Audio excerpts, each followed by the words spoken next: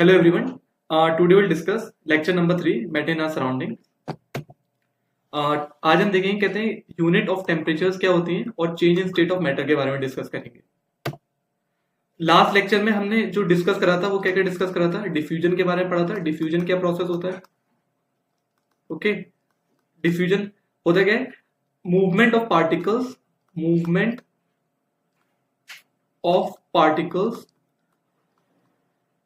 from higher concentration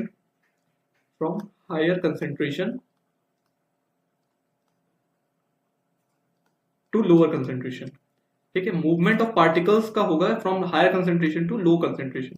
diffusion के बारे में देखा था. और नेक्स्ट हमने देखा था डिफरेंट स्टेट ऑफ मैटर्स के बारे में. सॉलिड स्टेट के बारे में देखा था कि solid state, liquid state and gas. इन तीनों स्टेट के बारे में हमने डिस्कस करा था लास्ट लेक्चर के अंदर. आई होप आपने लेक्चर को अच्छे से देखा होगा. इस लेक्चर के अंदर हम सबसे पहले देखेंगे यूनिट ऑफ टेम्परेचर क्या होती है. तो टेम्परेचर जब भी हम मेजर करते हैं उसके लिए हमारे पास 3 स्केल होते हैं. ठीक है, जो जैसे मैंने यहाँ पर लिख रखा है. पहला हमारे पास सेल्सियस स्केल होता है जिसकी यूनिट डिग्री सेल्सियस होती है और डिनोट कराया जाता है सिंबल डिग्री सी से. सेकंड जो स्केल होता है हमारे पास फ़ारेनहाइट होता है जिसकी यूनिट होती है डिग्री फ़ारेनहाइट और उसको डिनोट कराया जाता है डिग्री एफ से. एंड थर्ड जो स्केल होता है वो केल्विन स्केल होता है जिसको हम यूनिट होती है उसकी केल्विन एंड डिनोट करते हैं कैपिटल लेटर के से.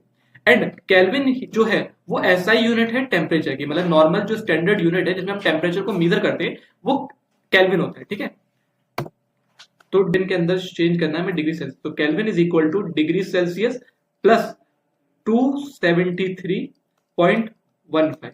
ठीक है, इसको ऐड करेंगे. अब जो हमारे नॉर्मल होता है उसमें हम 273.15 जो एक्चुअल है वो हम मेजर करते हैं, बट हम इसको अप्रोक्सीमेट लिख देते हैं केल्विन को. Kelvin is equal to degree Celsius plus 273. ये क्यों यूज करते हैं, जो एक्चुअल है वो तो ये है, कहते हैं degree Celsius kelvin degree Celsius plus 273.15. But approximation कर लेते हैं कि अगर मैं कैलकुलेशन में ये डेसिमल वाली चीज ना है, इसको अप्रोक्सीमेट करके हम डिग्री सेल्सियस में 273 ऐड कर देते हैं क्योंकि 1.15 की वैल्यू नेग्लिजिबल होती है एज कम्पेयर टू 273. ऐसे अगर मैं डिग्री सेल्सियस को फ़ारेनहाइट में कन्वर्ट करना होगा डिग्री फ़ारेनहाइट में, तो उसके लिए हमारे पास होता है formula degree Fahrenheit is equal to degree Celsius into 9/5 plus 32. ये फॉर्मूला किसके लिए, डिग्री फ़ारेनहाइट को और डिग्री सेल्सियस को डिग्री फ़ारेनहाइट में चेंज करना होगा हमें, तो उसके लिए हम ये फॉर्मूला यूज करेंगे. अब ऐसा है कि अगर हमारे पास डिग्री सेल्सियस गिवन हो तो फ़ारेनहाइट में कन्वर्ट करना है तो हम ये फॉर्मूला यूज करेंगे. अगर डिग्री फ़ारेनहाइट हो तो इसमें हम यहाँ पे वैल्यूज पुट कर देंगे और फिर डिग्री सेल्सियस निकाल देंगे. तो नॉर्मली इंटरचेंज भी कर सकते हैं इन फॉर्मुलेस को. इस पे कुछ न्यूमेरिकल्स देख लेते हैं कि लाइक जैसे फर्स्ट न्यूमेरिकल है हमारे पास कि कन्वर्ट करना है हमें degree Celsius 30 degree Celsius to Kelvin में. ठीक है, तो इसका हम सॉल्यूशन देखते हैं कैसे करेंगे. तो हमारे पास डिग्री सेल्सियस कितना गिवन है, डिग्री सेल्सियस में 30 डिग्री सेल्सियस गिवन है. किसमें कन्वर्ट करना है, केल्विन के अंदर. ठीक है, तो हमारे पास फॉर्मूला क्या होता है, Kelvin is equal to degree Celsius plus 273.15. तो हमारे पास डिग्री सेल्सियस कितना है 30 plus 273.15 equal to 30 plus 273.15 303.15 Kelvin. ये हमारे पास आंसर है अगर मैं केल्विन स्केल में कन्वर्ट करना है तो ये हमारे पास आंसर होगा. तो ये जो हमारा आंसर है किसमें है, केल्विन में. डिग्री सेल्सियस में हमारे पास कितना था 30 डिग्री सेल्सियस, केल्विन में हमारे पास कितना आया 303.15. ये हमारे पास केल्विन में आ गया हमारा आंसर. ठीक है, तो हम ऐसे यूनिट कन्वर्जन कर सकते हैं. हमारे पास डिफरेंट स्केल गिवन हो तो उसके अंदर हम डिफरेंट यूनिट्स में चेंज कर सकते हैं टेम्परेचर को. ओके, तो 303.15 और इसका अप्रोक्सीमेट भी, जैसे अगर हम 273 लेकर चलेंगे तो अप्रोक्सीमेट कितना रहेगा 303. तो ये वजह 1.5 जब हटाते हैं जब हमें कहीं यूज करना होता है कि कभी डेसिमल से टेम्परेचर से डिवाइड करना होता है तो उसमें डेसिमल वाली चीज ना है, इसलिए हम कहते हैं इसको अप्रोक्सीमेट लेते हैं 273. बट हमारे लिए अभी 273 1.5 हम इसी को लेकर चलेंगे अभी. तो ये तो हमने देख लिया डिग्री सेल्सियस टू केल्विन में. हम अब डिग्री सेल्सियस को फ़ारेनहाइट में कन्वर्ट करके देखते हैं एक फॉर्मूला को. ठीक है, तो ये क्वेश्चन है. नेक्स्ट क्वेश्चन हमारे पास ये है convert 50 degree Celsius into degree Fahrenheit. तो हमने क्या फॉर्मूला पढ़ा था, degree Fahrenheit equal to degree Celsius into 9/5 plus 32. Degree Celsius कितना है 50 इंटू 9/5 प्लस 32. 5 10 50, 10 इंटू 9 90 प्लस 32 कितना हो जाएगा ये 122 डिग्री फ़ारेनहाइट। तो हमने डिग्री सेल्सियस टू कन्वर्ट कर दिया किसमें, फ़ारेनहाइट। कितना था 50 degree Celsius two degree Fahrenheit में चेंज करते हैं। तो 50 डिग्री सेल्सियस फ़ारेनहाइट में कितना आ रहा है 122 डिग्री फ़ारेनहाइट। तो ये कुछ न्यूमेरिकल्स थे जो हमने टेम्परेचर कन्वर्जन पे पढ़े। ठीक है, अगर हमें कन्वर्जन करना होता है डिग्री फ़ारेनहाइट को तो हम इस फॉर्मूले का यूज करेंगे डिग्री फ़ारेनहाइट डिग्री सेल्सियस में। और ऐसे ही सिमिलर अगर हमने ये दे दिया था कि डिग्री फ़ारेनहाइट दे दिया जाता, जैसे इसी क्वेश्चन में ऐसा दे दिया था डिग्री फ़ारेनहाइट 122 गिवन है हमारे पास, तो इसको हमें कन्वर्ट करना है डिग्री सेल्सियस में। तो कुछ नहीं करेंगे, हम इस फॉर्मूले को इंटरचेंज करेंगे। मतलब ये फॉर्मूला जो था हमारा डिग्री फ़ारेनहाइट इक्वल टू, एक यहाँ पे मैं इसको डिवाइड कर देता हूँ, degree Fahrenheit equal to degree Celsius into 9/5 plus 32। कोई अलग से फॉर्मूला याद करने की जरूरत नहीं है, बस यहाँ पर पुट कर देंगे 122 equal to degree Celsius into 9/5 plus 32। 32 side आएगा तो 122 minus 32 equal to degree Celsius into 9/5। तो ये कितना हो जाएगा 90 equal to degree Celsius into 9/5। तो यहाँ पे करना 90 इंटू ये रेसिप्रोकल हो जाएगा तो 5/9। तो 9 10 90, तो डिग्री सेल्सियस में कितना जाएगा 50 डिग्री सेल्सियस। तो कोई अलग से फॉर्मूला याद करने की जरूरत नहीं है, हम इसी को इंटरचेंज करके लिख सकते हैं। ऐसे केल्विन वाले जो हमारा प्रीवियस वाला था केल्विन वाला, अगर ये 303 केल्विन होता तो इसी फॉर्मूले में हम करते कि 273 को माइनस करते कि केल्विन के लिए कोई नया फॉर्मूला याद करने की जरूरत नहीं है। ऐसे डिग्री फ़ारेनहाइट के लिए एक ही फॉर्मूला हम याद करेंगे, ये वाला सिंपल। मैं इसको अलग से लिख देता हूँ यहाँ पर, ठीक है, अलग से बॉक्स में एक इसमें करके ये जो फॉर्मूला हमने यूज करा है डिग्री फ़ारेनहाइट वाला, हम यही फॉर्मूला याद रखेंगे बस। ठीक है, कोई अलग से फॉर्मूला याद करने की जरूरत नहीं है। ठीक है, तो इसी फॉर्मूले को हम याद करेंगे। ठीक है, तो ओके, मतलब समझ में आ गया होगा कि डिग्री फ़ारेनहाइट को अगर हमें डिग्री सेल्सियस में कन्वर्ट करना है तो हम इस फॉर्मूले का यूज करके डिग्री सेल्सियस को फ़ारेनहाइट में कन्वर्ट कर सकते हैं, ऐसे ही फ़ारेनहाइट को डिग्री सेल्सियस में कन्वर्ट कर सकते हैं। आई होप न्यूमेरिकल समझ में आ गया होगा। ठीक है, तो नेक्स्ट हम देखते हैं अपना change in state of matter के बारे में। ओके, तो change in state of matter, अगर मुझे मैटर को चेंज करना है डिफरेंट स्टेट में। चेंज इन स्टेट का मतलब क्या हुआ, जैसे अगर मेरे पास कोई सॉलिड है, अगर मेरे पास सॉलिड है तो उसको कन्वर्ट करना होगा मेरे लिक्विड में। ऐसी लिक्विड है उसको कन्वर्ट कर सकता हूं मैं गैस के अंदर। तो यही है change in state of matter. तो मुझे मतलब एक स्टेट से दूसरी स्टेट के अंदर चेंज करना है मैटर को, मतलब एक स्टेट हमारे पास कोई है उसको दूसरी स्टेट के अंदर कन्वर्ट करना है, तो वही हमारा change in state of matter. तो हमारे पास के लिए दो मेथड होते हैं, अगर मुझे चेंज करना है इसको तो उसके लिए हमारे पास दो मेथड होते हैं चेंज करने के लिए। अगर मुझे चेंज करना है तो दो मेथड है मेरे पास चेंज करने के लिए। पहला मेथड है हमारे पास चेंज करने का बाय चेंजिंग द टेम्परेचर। अगर मैं उसका टेम्परेचर चेंज कर देता हूं तो वो चेंज हो जाएगी स्टेट। और बाय चेंजिंग द प्रेशर, तो हमारे सिलेबस में जो है वो सिर्फ टेम्परेचर चेंज के बारे में है, प्रेशर चेंज के बारे में नहीं है। बट सिंपली मैं यहाँ पर प्रेशर चेंज के बारे में बता देता हूँ कि प्रेशर चेंज से होता क्या है। जैसे हमने लास्ट में भी एक एग्जाम्पल देखा था एलपीजी का, ठीक है, लिक्विफाइड पेट्रोलियम गैस। ठीक है, liquefied petroleum gas, liquefied petroleum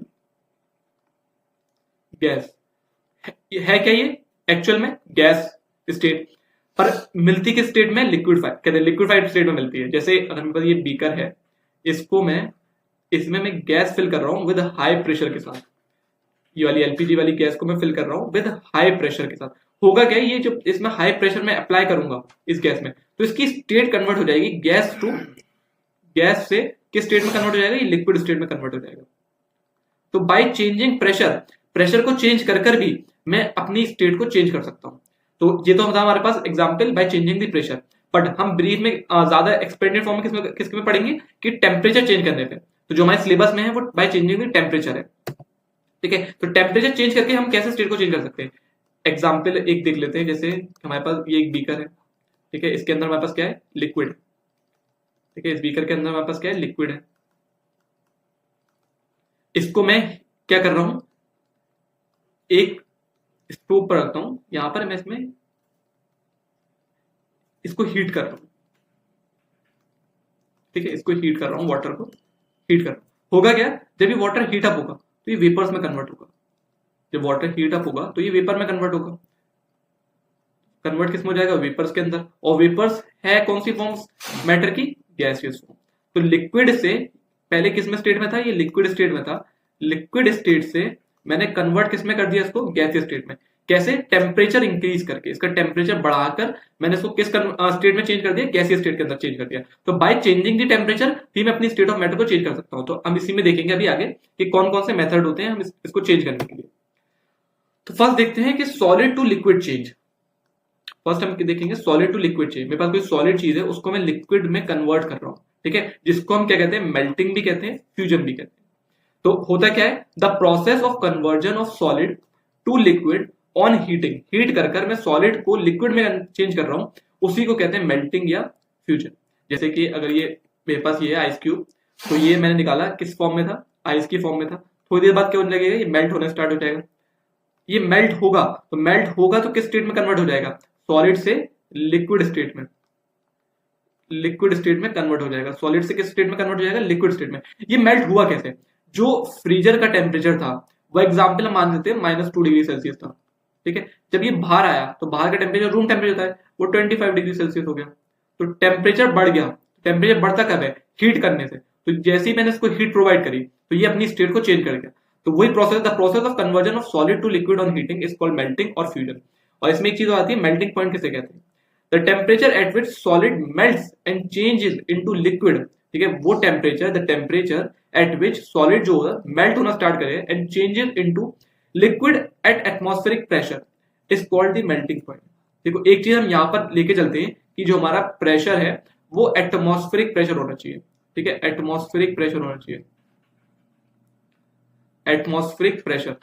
अब यहां पर हमने ये चीज को कही एटमॉस्फेरिक प्रेशर होना चाहिए, क्योंकि हम प्रेशर को चेंज नहीं कर रहे, ठीक है, क्योंकि प्रेशर चेंज करने से भी स्टेट चेंज हो जाती है। तो हमने एटमॉस्फेयर जो अप्रॉक्स 180 m होता है, इसको हम मान के चलेंगे कि प्रेशर इतना ही रहना चाहिए, प्रेशर में कोई चेंज नहीं होना चाहिए। तो उस पॉइंट पर, जिस टेम्परेचर पर सॉलिड मेल्ट हो जाए, किस में कन्वर्ट हो जाए? लिक्विड स्टेट में, उसको कहते हैं मेल्टिंग पॉइंट। किसका? सॉलिड का। नेक्स्ट हम देखते हैं कि लिक्विड टू गैसियस चेंज। अब मैं कन्वर्ट कर रहा हूं लिक्विड को गैस में, जिसको क्या कहते हैं? बॉइलिंग या वेपराइजेशन। दोनों चीज हम कहते हैं, बॉइलिंग या vaporisation. The process of conversion of liquid to gas on heating is called the boiling और वेपराइजेशन। मतलब वो प्रोसेस जिसमें लिक्विड कन्वर्ट हो जाए, लिक्विड मेरा कन्वर्ट हो जाए किसके अंदर? गैस के अंदर कन्वर्ट हो जाए, ठीक है। तो इस प्रोसेस को क्या कहेंगे हम? बॉइलिंग या वेपराइजेशन। बॉइलिंग या वेपराइजेशन। वेपराइजेशन मतलब पता है?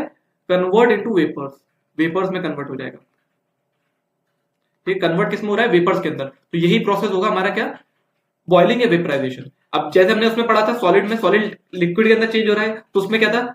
Melting point. ऐसी जब लिक्विड गैस के अंदर चेंज होगा तो उसका होगा boiling point. The temperature at liquid changes into gas at atmospheric pressure is called the boiling point, ठीक है। मतलब वो टेम्परेचर, जैसे मैं लिख लूं, जैसे टेम्परेचर, जिस टेम्परेचर पे हमारा लिक्विड जो है, लिक्विड कन्वर्ट हो जाता है किसके अंदर? गैस के अंदर, तो वो क्या कहलाता है? हमारा बॉइलिंग पॉइंट, ठीक है। तो बॉइलिंग पॉइंट फॉर लिक्विड क्या होता है हमारे पास? लिक्विड के लिए, लिक्विड में क्या? वाटर। अगर हम वाटर ले रहे हैं, लिक्विड में हम क्या ले रहे हैं? वाटर। तो उसके लिए हमारा बॉइलिंग पॉइंट क्या होता है? बॉइलिंग पॉइंट होता है हमारा 100 डिग्री सेल्सियस। तो बॉइलिंग पॉइंट क्या है हमारा? 100। अच्छा, एक चीज कहते हैं जो सॉलिड में मेल्टिंग पॉइंट होता है, मेल्टिंग पॉइंट जो होता है हमारा, ठीक है, मतलब जिस टेम्परेचर पे सॉलिड मेल्ट करता है वो हमारा क्या होता है? मेल्टिंग पॉइंट होता है, ठीक है, जिस टेम्परेचर पे। ऐसी जिस टेम्परेचर पे हमारा लिक्विड कन्वर्ट हो जाए किसके अंदर? गैस के अंदर, वो हमारा क्या होगा? बॉइलिंग पॉइंट होगा। मतलब उसमें क्या था कि इस वाले केस में वो मेल्ट हो रहा है, ठीक है, सॉलिड से किस स्टेट में जा रहा है? लिक्विड स्टेट में। और इस वाले केस में ये किस में जा रहा है?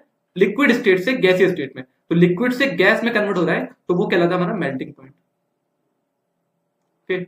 तो ये हमारा क्या है? Melting point. और मेल्टिंग पॉइंट फॉर वाटर क्या होता है? वो 100 डिग्री सेल्सियस होता है, ठीक। तो समझ में आगे कहते हैं, यहाँ पे एग्जाम्पल भी दे रखा है, ये हमारे पास बीकर है जिसमें मैंने वाटर रख रखा है, और इसमें क्या हो रहा है? यहाँ से हम क्या इसको क्या दे रहे हैं? हीट प्रोवाइड कर रहे हैं। यहाँ से हम इसको क्या प्रोवाइड कर रहे हैं? हीट प्रोवाइड कर रहे हैं।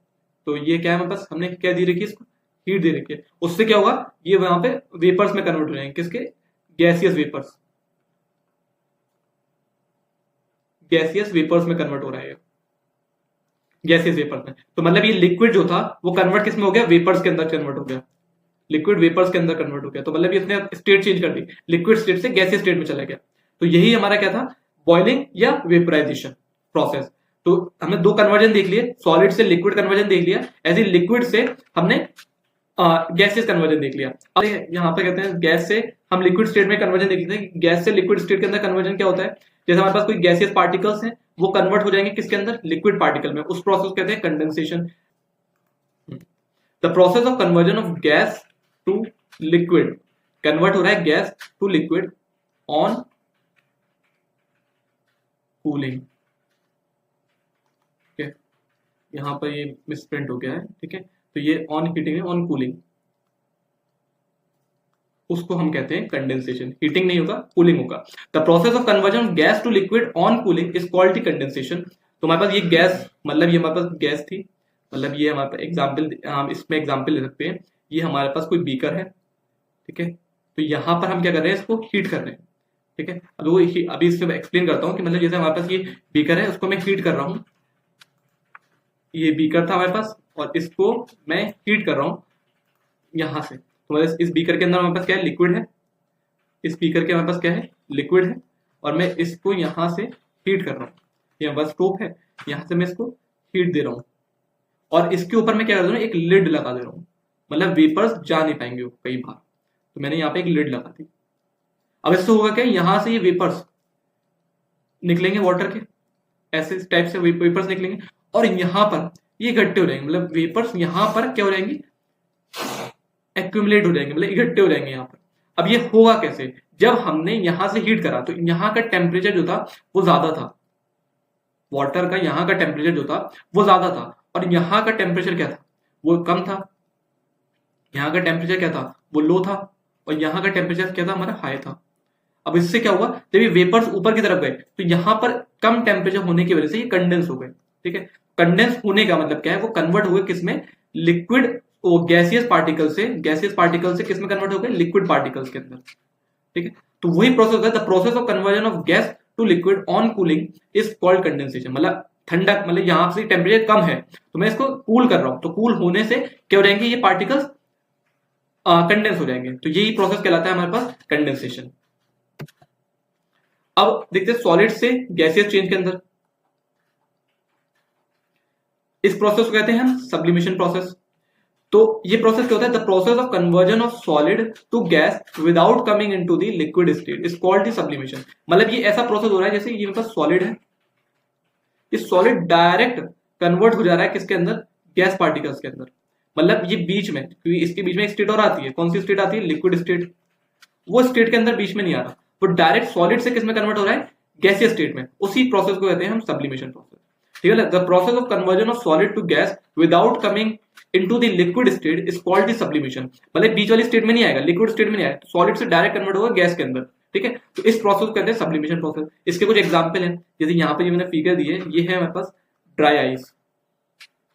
ठीक है, ये है ड्राई आइस, जिसको हम कहते हैं solid carbon dioxide, CO2, solid CO2, solid CO2। तो ये क्या है, ड्राई आइस है हमारे पास। तो ये डायरेक्ट कन्वर्जन होती है किसके अंदर, ठीक है, डायरेक्ट कन्वर्जन होता है इसका सॉलिड स्टेट से, सॉलिड से डायरेक्ट कन्वर्ट होगी किसमें, गैसियस स्टेट के अंदर कन्वर्ट हो जाएगी। तो ये एक एग्जांपल हो गया, कहते हैं सब्लिमेशन प्रोसेस का। एक कैम्फर, जिसे कपूर भी कहते हैं, यूज करो घर में। ठीक है, तो ये भी किसमें डायरेक्ट कन्वर्जन होता है, इसका सॉरी गैसियस स्टेट के अंदर। एंड अमोनियम क्लोराइड, ये भी डायरेक्ट कन्वर्ट करता है। नेपथलीन बॉल्स घर में यूज करते हैं अपने, ये कपड़ों वगैरह में लगाने के लिए। ठीक है, तो वो भी कहते हैं, वो भी डायरेक्ट कन्वर्ट होता है किसके अंदर, सॉलिड टू गैसियस स्टेट। और ड्राई आइस का मैंने एग्जांपल दे दिया। ठीक है, ड्राई, यहाँ पे जो फिगर दी है ड्राई आइस की, तो इसमें देख रहे हो कि ये जो आइस है ये वेपर्स में कन्वर्ट हो रही है डायरेक्ट, कोई लिक्विड फॉर्म नहीं बन रही, ये डायरेक्ट किसमें कन्वर्ट हो गई, वेपर्स के अंदर। तो इसी प्रोसेस को कहते हैं sublimation process. Next gas to solid state, इस प्रोसेस कहते हैं डिपोजिशन। मतलब जैसे हमने अभी देखा था solid state to gaseous state, तो वो कहलाता था सब्लिमेशन। अब ये क्या है कि हमारे पास गैसियस स्टेट है, इससे हम डायरेक्ट जा रहे हैं किसके अंदर, सॉलिड स्टेट के अंदर, सॉलिड स्टेट के अंदर डायरेक्ट कन्वर्जन कर रहे हैं। तो इस प्रोसेस को कहते हैं डिपोजिशन। ठीक है, इस प्रोसेस को कहते हैं deposition process. The process of conversion of gas to solid without coming to the liquid state, अब इसमें भी कहते हैं वो लिक्विड स्टेट में नहीं आएगा, इस कॉल्ड डिपोजिशन। मतलब ये कन्वर्जन हो रहा है कि हमारे पास सॉलिड गैसियस पार्टिकल्स है, हमारे पास गैसियस कन्वर्ट हो रहे हैं डायरेक्ट किसके अंदर, सॉलिड के अंदर। ठीक है, तो बीच में कौन सी स्टेट आती थी, लिक्विड स्टेट आती है, और ये लिक्विड स्टेट में नहीं आएंगे, ठीक है, ये लिक्विड स्टेट में नहीं आएंगे, गैस से डायरेक्ट कन्वर्ट होगा सॉलिड के अंदर। ऐसे इस वाले में क्या था, जो प्रीवियस वाले में हमारे, तो इसमें क्या था, ये सॉलिड से डायरेक्ट कन्वर्ट हो रहे थे और लिक्विड स्टेट में नहीं आ रहे थे, सॉलिड से डायरेक्ट किस में गए, गैसीय स्टेट में, but without coming in the liquid state. ऐसे ही ये वाले जो है वो गैस टू सॉलिड जा रहे हैं without coming in the liquid state. तो इस प्रोसेस को हम कहते हैं डिपोजिशन प्रोसेस, डिपोजिशन प्रोसेस। तो इसका एग्जांपल फ्रॉस्ट फॉर्मेशन। अच्छा, फ्रॉस्ट फॉर्मेशन क्या होता है, जैसे एग्जांपल यहां पे मैंने ये दे रखा है, ये फ्रॉस्ट फॉर्मेशन का एग्जांपल है, फ्रॉस्ट फॉर्मेशन। अब इसमें होता क्या है, जब हमारे पास सर्दियों के टाइम पर जो लीव्स होती हैं उस पर ये कुछ कुछ छोटे छोटे पार्टिकल, जैसे हम कहते हैं ओस के, ठीक है भाई, सॉलिडिफाइड हो चुकी होती है, ठीक है, मतलब ये सॉलिड पार्टिकल्स होते हैं, जैसे मैं यहाँ पे इस चीज से विजिबल नहीं हुआ, कहते हैं ये सॉलिड पार्टिकल्स में कन्वर्ट हो चुकी होती है, ये जो है, ये जो पार्टिकल्स है सॉलिडिफाइड हो चुकी होती है, किसमें, without with the help of, मतलब कम टेम्परेचर होने की वजह से ये डायरेक्ट जो हमारे गैस था, यहाँ पे जो एयर थी वो गैस, जो वेपर्स थे, मतलब एयर के अंदर हमारे पास कौन से वेपर्स थे, एयर के अंदर हमारे पास वेपर्स थे, लिक्विड वेपर्स, वेपर्स थे किसके, लिक्विड के, लिक्विड वेपर्स थे हमारे पास, और लिक्विड वेपर्स डायरेक्ट कन्वर्ट हो गए किस, कंडेंस हो गए, बस सॉलिडिफाइड हो गए किसके अंदर, सॉलिडिफाइड हो गए, वेपर्स डायरेक्ट सॉलिडिफाइड हो गए, ठीक है, तो विदाउट कमिंग लिक्विड स्टेट में आकर ये सारे के सारे पार्टिकल्स सॉलिडिफाइड हो गए, मतलब फ्रीज हो गए, तो इसी को कहते हैं फ्रॉस्ट फॉर्मेशन। तो ये भी, ये एग्जांपल किसका है हमारे पास, डिपोजिशन का एग्जांपल है, जिसमें हमारे पास मतलब बिना लिक्विड स्टेट में आए, बिना लिक्विड स्टेट में आए गैस का डायरेक्ट कन्वर्जन हो गया किसके अंदर, सॉलिड के अंदर। तो ये एग्जांपल हो गया हमारे पास किसका, डिपोजिशन का। एक और एग्जांपल है स्नो फॉर्मेशन, जो हम स्नो देखते हैं, जो स्नो बनती है वो भी इसी एग्जांपल से बनती है, जो वेपर्स कन्वर्ट होते हैं किसके अंदर, सॉलिड के अंदर, वेपर सॉलिड के अंदर जो कन्वर्ट होते हैं, तो ये भी एग्जांपल किसका है, डिपोजिशन का, ठीक है। तो गैस टू लिक्विड प्रोसेस होगा तो उस प्रोसेस को डिपोजिशन कहते हैं, मतलब without coming the liquid state वो कन्वर्ट हो जाएगा किसके अंदर, सॉलिड स्टेट के अंदर। ऐसे ही यहाँ पे एक चीज कहते हैं, ऐसे ही हमने कहते हैं उसका देखा था कि सॉलिड कन्वर्ट हो रहा है गैस के अंदर, उस प्रोसेस कहते हैं सब्लिमेशन प्रोसेस, मतलब विदाउट कमिंग लिक्विड से सॉलिड कन्वर्ट हो जाएगा किसके अंदर, गैस के अंदर, प्रोसेस कहते हैं सब्लिमेशन प्रोसेस। कुछ एग्जांपल है camphor, ammonium chloride, naphthalene balls और सॉलिड कार्बन डाइऑक्साइड। यहाँ पे जो बनाई थी मैंने सॉलिड कार्बन डाइऑक्साइड, ये ड्राई आइस, ड्राई आइस कहते हैं, ठीक है। तो ये भी डायरेक्ट कन्वर्जन होता है किसके अंदर, सॉलिड टू गैस के अंदर, गैस टू लिक्विड, ठीक है। ये कुछ एग्जांपल दिए change in state of matter के, और एक यहाँ पे मैंने पूरी बना रखा है कि सारी स्टेट ऑफ मैटर, जैसे एग्जांपल ये हमारे पास क्या है, सॉलिड कन्वर्ट हो रहा है किसके अंदर, लिक्विड के अंदर, सॉलिड कन्वर्ट हो रहा है किसके अंदर, लिक्विड के अंदर। तो ये एग्जांपल किसका हो गया, मेल्टिंग का, ठीक है। ऐसे ही अगर मुझे लिक्विड टू सॉलिड कन्वर्ट होगा तो ये एग्जांपल कौन सा होता है, फ्रीजिंग का। सॉलिड से लिक्विड में कन्वर्जन हो रहा है तो वो क्या है, मेल्टिंग, ठीक है। तो उस प्रोसेस को हम क्या कहते हैं, मेल्टिंग कहते हैं। तो solid to conversion into liquid, और अगर लिक्विड टू सॉलिड कन्वर्जन होगा उसको हम फ्रीजिंग कहेंगे, ठीक है। मतलब लिक्विड कन्वर्ट हो जाएगा किसके अंदर, सॉलिड के अंदर, तो वो कहलाएगा फ्रीजिंग। ऐसे ही अगर हमारा लिक्विड कन्वर्ट होगा किसके अंदर, गैस के अंदर, इसको हम कहते हैं अच्छा यहाँ पे इवेपोरेशन, यही प्रोसेस जो था हमने पढ़ा था उसमें कहते हैं वेपोराइजेशन या बॉइलिंग, ठीक है। वेपोराइजेशन या बॉइलिंग, अभी हम जो पढ़कर आए थे उसमें हमने वेपोराइजेशन और बॉइलिंग के बारे में देखा था। इवेपोरेशन क्या होता है इसको हम आगे वाले क्लास में डिस्कस करेंगे, इवेपोरेशन और बॉइलिंग में क्या डिफरेंस होता है, बट इसको इवेपोरेशन, वेपोराइजेशन, बॉइलिंग तीनों ही चीजें कहते हैं। ऐसे ही अगर हमारे पास ये गैस कन्वर्ट हो रही है किसके अंदर, लिक्विड के अंदर, इस प्रोसेस कहते हैं कंडेंसेशन। ऐसे ही इसको देखते हैं, गैस कन्वर्ट हो रही है किसके अंदर, सॉलिड के अंदर, तो ये डिपोजिशन होता है। अभी प्रीवियस में देखा था गैस का कन्वर्जन, गैस, अच्छा गैस टू सॉलिड, तो डिपोजिशन हो गया। ऐसे ही सॉलिड का कन्वर्जन गैस के अंदर, तो ये क्या हो गया, सब्लिमेशन प्रोसेस, ठीक है। यहां पर मैं इस चीज को यहां सब जगह मेंशन कर दे रहा हूं, ठीक है।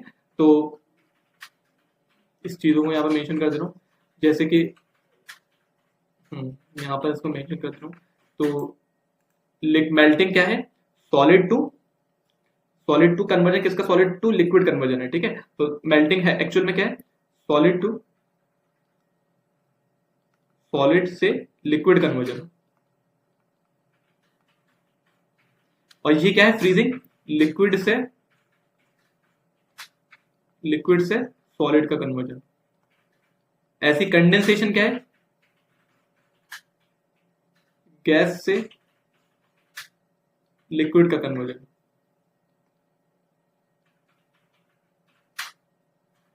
ठीक है, और इवेपोरेशन क्या है, लिक्विड से गैस का कन्वर्जन। लिक्विड से कन्वर्जन किस में हो रहा है, गैस में, तो ये क्या हमारा इवेपोरेशन। तो सारी प्रोसेस लिख ली जैसे फ्रीजिंग क्या होगा, लिक्विड से सॉलिड हो रहा है, ठीक है, लिक्विड से सॉलिड हो रहा है फ्रीजिंग, और सॉलिड से लिक्विड हो रहा है तो मेल्टिंग हो गया। ऐसे ही कहते हैं लिक्विड से गैस हो रहा है तो इवेपोरेशन, एंड गैस से लिक्विड हो रहा है तो कंडेंसेशन, और सॉलिड से गैस में कन्वर्ट हो रहा है, सॉलिड से गैस में कन्वर्ट हो रहा है तो उसको सब्लिमेशन कहते हैं। ऐसे गैस से सॉलिड के अंदर कन्वर्ट होता है तो उसको डिपोजिशन कहते हैं।